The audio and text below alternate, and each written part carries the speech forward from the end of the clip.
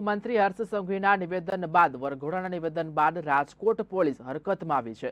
રાજકોટમાં પોલીસ પ્રશાસન દ્વારા બીજો વરઘોડો કાઢવામાં આવ્યો છે। વિરાણી ચોકમાં નજીવી બોલાચાલીમાં છરી કાઢનાર યુવાનનો વરઘોડો કાઢવામાં આવ્યો છે। વિરાણી ચોક જ્યાં ઘટના બની હતી ત્યાં આરોપીને લઈ જવામાં આવ્યો હતો અને આરોપીને ઘટના સ્થળે રિહર્સલ કરાવવામાં આવ્યું છે। એ ડિવિઝન પોલીસ દ્વારા આરોપીને કાયદાનું ભાન કરાવવામાં આવ્યું છે।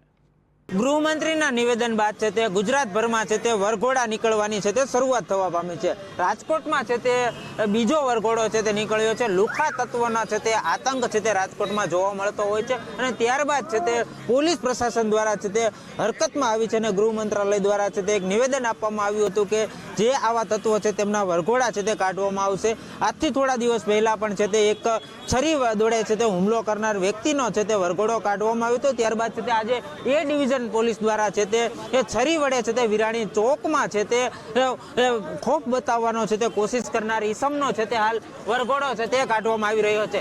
બીજી તરફ વાત કરવામાં આવે તો જે પોલીસ પ્રશાસન દ્વારા છે તે વરઘોડો કાઢવાની છે તે પ્રક્રિયા છે તે હાથ ધરવામાં આવી છે।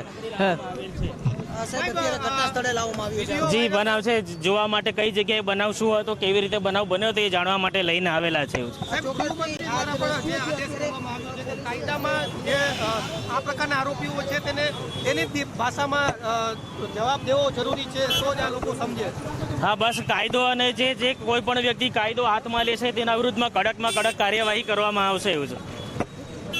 જે પોલીસ સ્ટેશન દ્વારા પણ છે તે જણાવવામાં આવી રહ્યું છે કે કાયદાકીય છે તે ચોક્કસ કડક કાર્યવાહી છે તે હાથ ધરવામાં આવી છે। દ્રશ્યોમાં જોઈ શકાય છે કે પોલીસ પ્રશાસન દ્વારા છે તે આ ઈસમને લાવી અને છે તે રિકન્સ્ટ્રક્શન કરવાની પણ છે તે કામગીરી હાથ ધરવામાં આવી રહી છે।